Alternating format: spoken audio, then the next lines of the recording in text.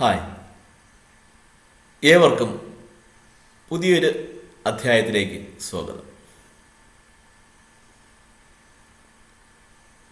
Kerala financial code എന്ന് പറയുന്നത് 3 പുസ്തകങ്ങൾ ചേർന്നുള്ള പരീക്ഷയാണ്. അതായത് Kerala financial code volume first, Kerala financial code volume second, Kerala budget manual. ഈ 3 പുസ്തകങ്ങൾ ചേർന്നതാണ് കേരള ഫിനാൻഷ്യൽ കോഡ് എന്ന് നമ്മൾ എളുപ്പത്തിൽ പറയുന്ന ഒറ്റപ്പേർ. ഈ 3 പുസ്തകങ്ങളും നമുക്ക് പരീക്ഷയ്ക്ക് കൂടെ കൊണ്ടുപോയി എഴുതാമെന്നുള്ളതാണ്. അതാണ് വിത്ത് ബുക്ക് എന്ന് പറയുന്നത്. കഴിഞ്ഞ പല എപ്പിസോഡുകളിലായിട്ട് ഞാൻ ട്രഷറി കോഡിനെ വോളിയം ഫസ്റ്റിനെ കുറിച്ച് പറഞ്ഞു, കേരള ഫിനാൻഷ്യൽ കോഡ് വോളിയം ഫസ്റ്റിനെ കുറിച്ച് പറഞ്ഞു. ഇപ്പോൾ കേരള ഫിനാൻഷ്യൽ കോഡ് വോളിയം സെക്കൻഡിനെ കുറിച്ചാണ് പറയുന്നത്. അപ്പോൾ ഈ 3 പുസ്തകങ്ങൾ പരീക്ഷ എഴുതുക എന്ന് പറയുമ്പോൾ 3 പുസ്തകങ്ങളിൽ നിന്നാണ് ഏകദേശം 100 മാർക്കിന്, ഏകദേശം പൂർണ്ണമായി 100 മാർക്കിനുള്ള ചോദ്യം വരുന്നത്. ഈ 100 മാർക്കിനുള്ളതിൽ ഫിനാൻഷ്യൽ കോഡ് വോളിയം ഫസ്റ്റിൽ നിന്ന് ഒരു 55-60 മാർക്കിനുള്ള ചോദ്യങ്ങൾ നമുക്ക് പ്രതീക്ഷിക്കാം. 50-നും 60-നും ഇടയ്ക്കുള്ള മാർക്ക്, 55-60 മാർക്കാണ് ഫിനാൻഷ്യൽ കോഡ് വോളിയം ഫസ്റ്റിൽ നിന്ന് പ്രതീക്ഷിക്കുന്നത്. ഫിനാൻഷ്യൽ കോഡ് വോളിയം സെക്കൻഡിൽ നിന്ന് ഒരു 5 മാർക്കിന് അല്ലെങ്കിൽ 10 മാർക്കിനുള്ള ചോദ്യങ്ങൾ മാത്രമേ വരാറുള്ളൂ. ചിലപ്പോൾ വന്നാൽ ഒരു 5 മാർക്ക് അല്ലെങ്കിൽ ഒരു 10. അതായത് മാക്സിമം ഒരു 10 മാർക്കിനകത്തുള്ളത് മാത്രമേ കേരള ഫിനാൻഷ്യൽ കോഡ് വോളിയം സെക്കൻഡിൽ നിന്ന് വരാറുള്ളൂ. ഒരു 30 മാർക്കിനുള്ള ചോദ്യം നമുക്ക് ബജറ്റ് മാനുവലിൽ നിന്നും കിട്ടും. അങ്ങനെയാണ് ഏകദേശം ഒരു 100 മാർക്ക് നമ്മൾ കണക്കാക്കുന്നത്. അപ്പോൾ ഞാൻ പഴയ എപ്പിസോഡുകൾ പലപ്പോഴായിട്ട് പറഞ്ഞിട്ടുണ്ട്, നമ്മൾ മാക്സിമം ഒരു 45-50 മാർക്കിനെ ആൻസർ ചെയ്യാവൂ. കാരണം നെഗറ്റീവ് മാർക്ക് ഉണ്ട്. ഒരു തെറ്റിന് 1/3 മാർക്ക് കുറയും. അതായത് 3 തെറ്റ് വരുമ്പോൾ 1 മാർക്ക് കുറയും. അപ്പോൾ കൂടുതൽ ആൻസർ ചെയ്ത് കഴിഞ്ഞാൽ, അതായത് നമ്മൾ പരീക്ഷയ്ക്ക് ചെല്ലുമ്പോൾ നമ്മുടെ മനസ്സിലുണ്ടാകുന്ന ചിന്ത എന്ന് പറഞ്ഞു കഴിഞ്ഞാൽ എന്താണെന്ന് അറിയാമോ? എങ്ങനെയെങ്കിലും നമുക്കറിയാവുന്നുള്ള എല്ലാം അങ്ങ് എഴുതുക. ചിലപ്പോൾ ആദ്യത്തെ ചോദ്യങ്ങൾ ബുദ്ധിമുട്ടുള്ളതായിരിക്കാം, അവസാനത്തെ ചോദ്യങ്ങൾ എളുപ്പമുള്ളതുമായിരിക്കാം. അപ്പോൾ ആദ്യത്തെ ചോദ്യങ്ങൾ വളരെ ബുദ്ധിമുട്ടുള്ളത് നമ്മൾ കഷ്ടപ്പെട്ട് എഴുതും. അവസാനത്തെ ചോദ്യങ്ങൾ എളുപ്പമുണ്ടെങ്കിലും അങ്ങ് എഴുതും, സിമ്പിളായിട്ട് അങ്ങ് എഴുതും അവസാനത്തെ ചോദ്യങ്ങൾ. കാരണം നോക്കുമ്പോൾ എല്ലാം അറിയാമെന്നുള്ളതായിരിക്കും. അതായിരിക്കും ചിലപ്പോൾ ഫിനാൻഷ്യൽ കോഡ് ഫസ്റ്റിൽ നിന്ന് വന്നിരിക്കുന്നത്. ആദ്യമൊക്കെ വന്നത് ചിലപ്പോൾ ബജറ്റ് മാനുവലിൽ നിന്നും ഫിനാൻഷ്യൽ കോഡ് സെക്കൻഡിൽ നിന്നൊക്കെ ആയിരിക്കും വന്നത്. അപ്പോൾ നിങ്ങൾ ചെയ്യേണ്ടത് അറിഞ്ഞുകൂടാത്ത ചോദ്യങ്ങളിലോട്ട് തിരിഞ്ഞു നോക്കാൻ പോകരുത്. അറിയാമെന്നുള്ളത് മാത്രം പുസ്തകം നോക്കി വെരിഫൈ ചെയ്തതിന് ശേഷം മാത്രം ശരി ഉത്തരങ്ങൾ മാർക്ക് ചെയ്യുക. അപ്പോൾ 75 മാർക്കിന് നമ്മൾ പരീക്ഷ എഴുതി കഴിഞ്ഞു. ഒരു 40 ശരിയുണ്ട്, ബാക്കി 35 മാർക്കിന് തെറ്റിയാൽ വരുന്ന സംഭവം എന്താണ് വരുന്നത്? 35 മാർക്ക് അല്ലെങ്കിൽ 35 മാർക്കിന് തെറ്റ് പറ്റി, 35 ചോദ്യത്തിന് തെറ്റ് പറ്റിക്കഴിഞ്ഞാൽ നമുക്ക് കുറയുന്ന 11 മാർക്ക് കുറയും. 40 ശരി ഉണ്ടായിരുന്നു, ബാക്കി 35 തെറ്റ്. അപ്പോൾ 11 മാർക്ക് കുറയുമ്പോൾ, 40-ൽ നിന്ന് 11 മാർക്ക് കുറയുമ്പോൾ 29 മാർക്ക് കിട്ടി നമ്മൾ തോറ്റുപോകും. അവിടെയാണ് നമ്മുടെ തോൽവി സംഭവിക്കുന്നത്. പക്ഷെ നമ്മൾ ഒരു 45 മാർക്കിനാണ് ആൻസർ ചെയ്തത്. ആദ്യത്തേക്ക് പ്രയാസം തോന്നി, ആൻസർ ചെയ്തില്ല. അവസാനമായിട്ട് പോയപ്പോൾ നല്ല എളുപ്പമുള്ള ചോദ്യങ്ങൾ കണ്ടു. നമുക്ക് കൃത്യമായി അറിയാവുന്ന പേജ് നമ്പർ അറിയാം, ആർട്ടിക്കിൾ നമ്പർ അറിയാം, അങ്ങനെയുള്ള ചോദ്യങ്ങളെല്ലാം വന്നു. അങ്ങനെ വന്നു കഴിഞ്ഞാൽ നമ്മൾ അത് മാത്രം ആൻസർ ചെയ്താൽ മതി. ഇപ്പോൾ ഫിനാൻഷ്യൽ കോഡ് വോളിയം ഫസ്റ്റ് എന്ന് പറയുന്ന പുസ്തകം മാത്രമേ നമ്മൾ പഠിച്ചിട്ടുള്ളൂ. ഓക്കെ, മതി. അതിൽ നിന്ന് 50 മാർക്കിന് കൃത്യമായി വന്നിരിക്കും. പഠിക്കുന്നത് വൃത്തിയായി പഠിക്കുക, മനസ്സുറപ്പോടുകൂടെ പഠിക്കുക, നന്നായി പഠിക്കുക, ആത്മവിശ്വാസത്തോടെ പഠിക്കുക. ഞാൻ വിജയിക്കുമെന്നുള്ള ആത്മവിശ്വാസത്തോടെ ഫിനാൻഷ്യൽ കോഡ് ഫസ്റ്റ് പഠിച്ചാൽ മതി. സെക്കൻഡിലേക്ക് വരേണ്ട കാര്യമില്ല. അപ്പോൾ നിങ്ങൾക്ക് അന്തസ്സായിട്ട് വിജയിക്കാൻ സാധിക്കും. എന്നാലും ഫിനാൻഷ്യൽ കോഡ് സെക്കൻഡ് പഠിച്ചിട്ടില്ലല്ലോ എന്ന് വിചാരിച്ച് നമ്മൾ ഒത്തിരി വ്യാകുലപ്പെടുന്ന ഒത്തിരി പേരുണ്ട്. പുസ്തകം കിട്ടിയില്ല, പഠിക്കാൻ പറ്റുന്നില്ല, സാർ എന്ത് ചെയ്യും സാറിൻ്റെ ക്ലാസ് ബാക്കി ഫിനാൻഷ്യൽ കോഡിൻ്റെയൊക്കെ നന്നായിട്ട് ഇഷ്ടപ്പെട്ടു, എനിക്ക് ഞങ്ങൾക്കെല്ലാം മറവിയൊന്നും സംഭവിക്കാതെ തന്നെ നന്നായിട്ട് പഠിക്കാൻ സാധിക്കുന്നുണ്ട്, ഈ പരീക്ഷ ഞങ്ങൾ വിജയിക്കും എന്ന് പറഞ്ഞ് ഒത്തിരി പേര് പറയുന്നു. അതുകൊണ്ട് ഫിനാൻഷ്യൽ കോഡ് സെക്കൻഡിലെ ഏറ്റവും പ്രധാനപ്പെട്ട കുറച്ച് ചോദ്യങ്ങൾ ഞാൻ പറഞ്ഞു തരാം. വളരെ പ്രധാനപ്പെട്ടെന്ന് പറഞ്ഞാൽ പരീക്ഷയ്ക്ക് വന്നിട്ടുള്ള ഒരു 10-15 ചോദ്യങ്ങളെ വന്നിട്ടുള്ളൂ ഇത്രയും വർഷത്തിനിടയിൽ. അപ്പോൾ അതിനുവേണ്ടി നിങ്ങൾ പുസ്തകം വാങ്ങേണ്ട കാര്യമില്ല. വില കുറവാണെങ്കിൽ പോലും പുസ്തകം വാങ്ങണമെന്ന് ഞാൻ പറയുന്നില്ല. പുസ്തകം കിട്ടുന്നില്ല എന്നൊക്കെ പറയുന്നുണ്ട്. എന്നാൽ തന്നെയും പുസ്തകം കിട്ടിയാലും വാങ്ങിയാൽ നല്ലത് തന്നെയാണ്, കുഴപ്പമില്ല. പിന്നീട് റെഫറൻസിനൊക്കെ ഉപയോഗിക്കാം, ഈ പരീക്ഷയ്ക്ക് വേണമെങ്കിൽ റെഫറൻസിന് ഉപയോഗിക്കാം. പക്ഷേ നിങ്ങൾക്ക് പുസ്തകം കിട്ടിയില്ല എന്ന് പറഞ്ഞ് ബുദ്ധിമുട്ടരുത്. ഈ ഞാൻ പറയുന്ന കാര്യങ്ങൾ മാത്രം നിങ്ങൾ നോട്ട് ചെയ്ത് പോയാൽ മതി, പല പ്രാവശ്യം കേട്ടു പോയാൽ മതി. എഴുതി വയ്ക്കണമെന്നും ഞാൻ പറയുന്നില്ല, നോട്ട് എഴുതിയെടുക്കണമെന്നും ഞാൻ പറയുന്നില്ല. നോട്ട് എഴുതിയെടുത്താലും നല്ലത് തന്നെയാണ്. 2 പ്രാവശ്യം കേട്ട് നോട്ടും കൂടെ എഴുതി കഴിഞ്ഞാൽ നിങ്ങൾക്ക് പിന്നെ മറക്കാനേ പോകുന്നില്ല. അപ്പോൾ ഞാൻ പോയിന്റിലേക്ക് വരുന്നു. കേരള ഫിനാൻഷ്യൽ കോഡ് വോളിയം 2 ഏവർക്കും സ്വാഗതം. ഇനിയും ഈ ചാനൽ സബ്സ്ക്രൈബ് ചെയ്യാത്തവർ ഉണ്ട് എങ്കിൽ ഇപ്പോൾ തന്നെ സബ്സ്ക്രൈബ് ബട്ടണിൽ പ്രസ് ചെയ്യുക, ടച്ച് ചെയ്യുക. അപ്പോൾ ചുവപ്പായിരിക്കുന്ന സബ്സ്ക്രൈബ് ബട്ടൺ സബ്സ്ക്രൈബ്ഡ് എന്ന് നീല അക്ഷരത്തിൽ എഴുതി കാണിക്കും. തുടർന്ന് ബെൽ ബട്ടൺ കാണാം. ആ ബെൽ ബട്ടണിൽ നിങ്ങൾ ടച്ച് ചെയ്ത് കഴിഞ്ഞാൽ ഇതുവരെ ഞാൻ ഇറക്കിയ എല്ലാ ചാനലുകളും നിങ്ങൾക്ക് ഫ്രീ ആയിട്ട് കാണാനും സാധിക്കും. അപ്പോൾ സബ്സ്ക്രൈബ് ചെയ്യാത്തവർ എത്രയും വേഗം സബ്സ്ക്രൈബ് ചെയ്യുക. അപ്പോൾ ഫിനാൻഷ്യൽ കോഡ് വോളിയം 2 അപ്പൻഡിക്സ് ആയിട്ടാണ് വരുന്നത്. ആർട്ടിക്കിൾ എന്നല്ല പറയുന്നത്. അപ്പൻഡിക്സ് 1, അപ്പൻഡിക്സ് 2, അപ്പൻഡിക്സ് 3 ആ രീതിയിലാണ് പോകുന്നത്. അപ്പോൾ അപ്പൻഡിക്സ് 1 കുറേ വകുപ്പ് തലവന്മാരുടെ ലിസ്റ്റാണ് കൊടുത്തിരിക്കുന്നത്, അല്ലാതെ അതിൽ നിന്ന് പരീക്ഷയ്ക്കൊന്നും തന്നെ വന്നിട്ടില്ല. അപ്പൻഡിക്സ് 2 വന്നിരിക്കുന്നതെന്ന് പറഞ്ഞാൽ ആർട്ടിക്കിൾ 249 ബേസ് ചെയ്തുള്ള ഒരു ചോദ്യമാണ്. ആർട്ടിക്കിൾ 249 എന്ന് പറയുന്നത് ഫിനാൻഷ്യൽ കോഡ് വോളിയം ഫസ്റ്റിലുള്ള ആർട്ടിക്കിൾ 249. അതിൽ വന്ന ചോദ്യം ഇതാണ്. അപ്പൻഡിക്സിൽ നിന്ന് വന്നിട്ടുള്ള ചോദ്യമാണ്. Railway warrant is issued by dash. Railway warrant is issued by dash superintendent of police. Railway warrant issue ചെയ്യുന്നത് ആരാണ്? Superintendent of police. മനസ്സിൽ ഉറച്ചു കഴിഞ്ഞു, നിങ്ങളുടെ മനസ്സിൽ ഉറച്ചു കഴിഞ്ഞു. റെയിൽവേ വാറന്റ് ഇഷ്യൂ ചെയ്യുന്നത് ആരാണ്? Superintendent of police. ഇത്രയേ ഉള്ളൂ. അടുത്ത് റെയിൽവേ വാറന്റുകളെ കുറിച്ചുള്ള നിർദ്ദേശങ്ങൾ കൊടുക്കുന്നത് അപ്പൻഡിക്സ് 3 അതിൽ നിന്ന് ഇതുവരെ ദൈവം സഹായിച്ച ഒരു ചോദ്യവും വന്നിട്ടില്ല. അടുത്ത ചോദ്യം വന്നിരിക്കുന്നത് അപ്പൻഡിക്സ് 4 അത് ആർട്ടിക്കിൾ 92-നെയും 93-നെയും ബേസ് ചെയ്തിട്ടുള്ളതാണ്. അപ്പൻഡിക്സ് 4 ആർട്ടിക്കിൾ 92-നെയും 93-നെയും ബേസ് ചെയ്തിട്ടുള്ള ചോദ്യങ്ങളാണ്. അതിലൊരു ചോദ്യം ഇതായിരുന്നു. List of items of expenditure charged on the consolidated fund of the state is furnished in dash. ഒരിക്കൽ കൂടെ. List of items of expenditure charged on the consolidated fund of state is furnished in dash. Consolidated fund of സ്റ്റേറ്റിന്റെ charges of expenditure items of expenditure charge ചെയ്തിരിക്കുന്നത് ഏത് അപ്പൻഡിക്സിലാണ്? Consolidated fund of സ്റ്റേറ്റിന്റെ items of expenditure charge ചെയ്തിരിക്കുന്നത് ഏത് ഭാഗത്ത് furnish ചെയ്തിരിക്കുന്നത് എവിടെയാണ്? Appendix 4. List of items of expenditure charged on the consolidated fund of state is furnished in dash appendix 4. അടുത്ത ചോദ്യം ഇതാണ്. The rates of changes of advertisement should be approved by dash. The rates of charges of advertisement should be approved by dash.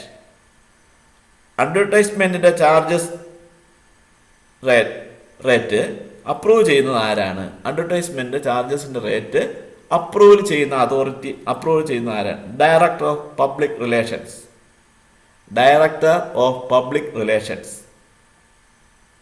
ചോദ്യം ഒരിക്കലും. The rates of charges of advertisement should be approved by director of public relations.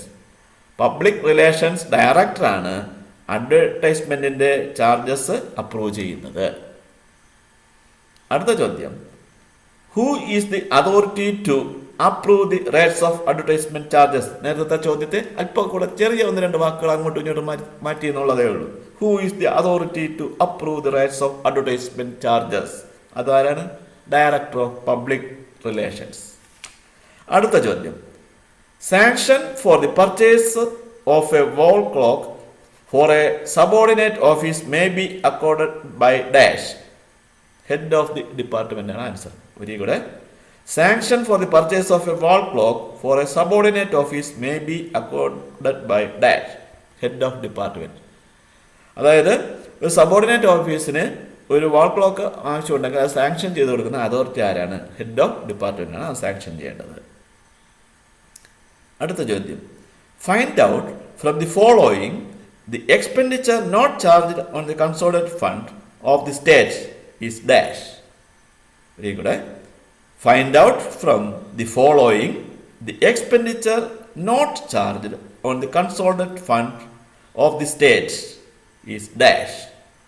Salary and allowances of the chief minister. Salary and allowances of the chief minister. എന്താണ് ചോദ്യം? Find out from the following the expenditure not charged on the consolidated fund of the state. സ്റ്റേറ്റിന്റെ consolidated ഫണ്ടിൽ charge ചെയ്യാത്ത ആരുടെ salary എക്സ്പെൻഡിച്ചറാണ്? Salary and allowances of the chief minister. Chief മിനിസ്റ്ററുടെ സാലറിയും അലവൻസസും ഈ കൺസോളിഡേറ്റഡ് ഫണ്ട് ഓഫ് ദി സ്റ്റേറ്റിൽ ഉൾപ്പെടുത്തില്ല. പക്ഷേ മറ്റുള്ളവരുടേതൊക്കെ അത് ഉൾപ്പെടുത്തുകയും ചെയ്യും. അടുത്ത ചോദ്യം, newspapers and other periodicals shall not be purchased for a government officer without the previous sanction of the government. Very good. Newspapers and other periodicals shall not be purchased for a government officer without the previous sanction of the government.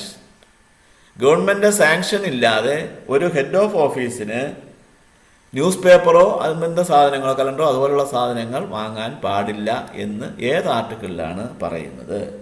എവിടെയാണ് പറയുന്നത്? Very good. Newspapers and other periodicals shall not be purchased for a government officer without the previous sanction of the government. എവിടെയാണ് പറയുന്നത്? Appendix 4 within bracket 43 Kerala financial code volume 2. Kerala financial code volume 2 appendix 443. Kerala financial code volume 2 appendix 4 ബ്രാക്കറ്റിനകത്ത് 43. അവിടെയാണ് പറയുന്നത് ഒരു government officer ഓഫീസിലേക്ക് കലണ്ടറോ അനുബന്ധ രേഖകളോ വാങ്ങുന്നതിന് ആരുടെ ഓർഡർ വാങ്ങിച്ചിരിക്കണം? സാങ്ഷൻ വാങ്ങിച്ചിരിക്കണം. ഗവൺമെന്റിന്റെ സാങ്ഷൻ വാങ്ങിയിരിക്കണം. പിന്നെ സ്വന്തം പൈസയ്ക്ക് വേണമെങ്കിൽ വാങ്ങിക്കാൻ കുഴപ്പമില്ല. ഗവൺമെൻറ് പൈസയ്ക്ക് വാങ്ങിക്കണമെന്നുണ്ടെങ്കിൽ ഗവൺമെൻറ് നേരത്തെയുള്ള സാങ്ഷൻ വാങ്ങിയിരിക്കണം. അടുത്ത ചോദ്യം, the accounts of secret service expenditure will not be subject to the scrutiny by the dash. The accounts of secret service expenditure will not be subject to the scrutiny by the dash. Answer, audit authority department. Very good. The accounts of secret service expenditure will not be subject to the scrutiny by the audit authority department. Audit authority department സ്ക്രൂട്ടിനിയുടെ ആവശ്യമില്ല. ആർക്കാണ്? Secret service എക്സ്പെൻഡിച്ചറിന് സ്ക്രൂട്ടിനിയുടെ ആവശ്യമില്ല. അടുത്ത ചോദ്യം, one of the following officer is not authorized to incur secret expenditure. Answer, director fisheries. അതായത് ഇപ്പോൾ chief conservator of forest ഉണ്ട്, chief secretary ഉണ്ട്, director of vigilance ഉണ്ട്. അതിൽ ഡയറക്ടർ ഓഫ് ഫിഷറീസിനാണ് not authorised to incur secret expenditure. Secret expenditure വാങ്ങാൻ പാടില്ലത് director of ഫിഷറീസിനാണ്. അടുത്ത ആർട്ടിക്കിൾ 7 വന്ന ഒരു ചോദ്യം ഇതായിരുന്നു, motion moved to reduce the amount of demand. Motion moved to reduce the amount of demand is cut motion. Cut motion. Bank guarantee സ്കീമിനെ കുറിച്ച് പറയുന്നത് അപ്പൻഡിക്സ് 9-ലാണ്. ബാങ്ക് ഗ്യാരണ്ടി സ്കീമിനെ കുറിച്ച് പറയുന്നത് എവിടെയാണ്? അപ്പൻഡിക്സ് 9-ല്. ഓർത്ത് കാണണം, പരീക്ഷയ്ക്ക് വന്നിട്ടുള്ള ചോദ്യമാണ്. ബാങ്ക് ഗ്യാരണ്ടി സ്കീമിനെ കുറിച്ച് പറയുന്നത് അപ്പൻഡിക്സ് 9. ക്വസ്റ്റ്യൻ ഇങ്ങനെയായിരുന്നു, the important provisions of the bank guarantee scheme and the procedure obtaining thereunder are furnished in dash of Kerala Financial Code Volume 2. Very good. The important provision of the bank guarantee scheme and the procedure obtaining there under are furnished in dash of KFC volume 2 appendix 9. ഇതിലൂടെ പറയാം. The important provision of the bank guarantee scheme and the procedure obtaining thereunder are furnished in appendix 9 of KFC volume 2. appendix 9 മറന്നു പോകരുത്. Bank guarantee scheme എവിടെയാണ് പറയുന്നത്? Kerala financial code volume 2 appendix 9 bank guarantee സ്കീമിനെ കുറിച്ച് പറയുന്നത്. ഓർത്തിരിക്കണം, പരീക്ഷയ്ക്ക് പല പ്രാവശ്യം വന്ന ചോദ്യമാണ്. ഞാനിതിൽ പല ചോദ്യങ്ങൾ വായിച്ചാലും ഈ ചോദ്യം പല പ്രാവശ്യം വന്നിട്ടുള്ളതാണ്, മറന്നു പോകരുത്. അടുത്ത് അപ്പൻഡിക്സ് 10 പറയുന്ന ഒരു സംഭവം എന്ന് പറഞ്ഞു കഴിഞ്ഞാൽ, ഈ സർവീസിലിരിക്കെ ചില ജീവനക്കാർ മരണപ്പെടാറുണ്ട്. അപ്പോൾ മരിച്ച ഉടനെ തന്നെ ആ കുടുംബത്തിലെ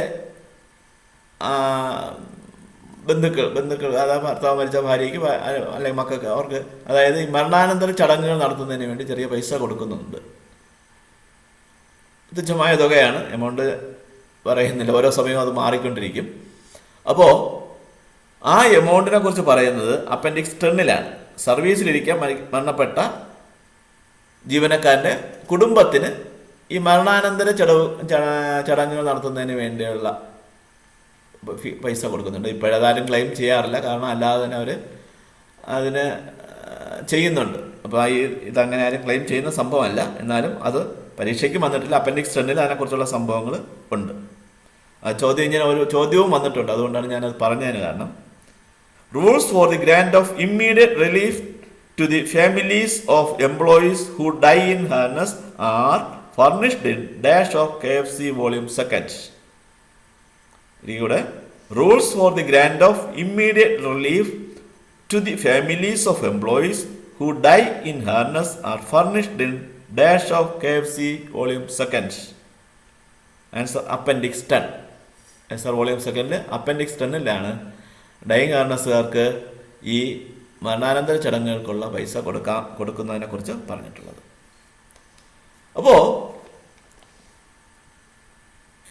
ഈ പറഞ്ഞ കാര്യങ്ങളാണ് ഫിനാൻഷ്യൽ കോഡ് വോളിയം 2 നിന്ന് വന്നിട്ടുള്ളത്.